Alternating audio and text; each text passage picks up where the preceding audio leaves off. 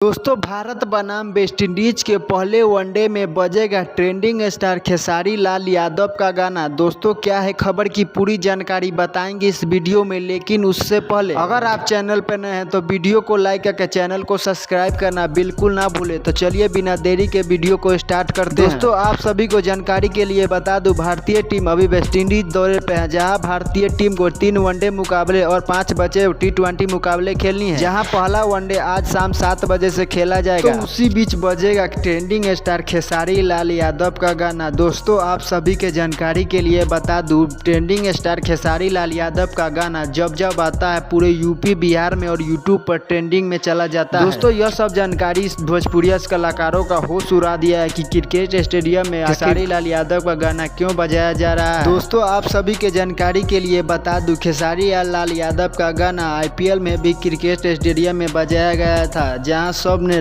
जम के डांस किया और खूब मजे लिए।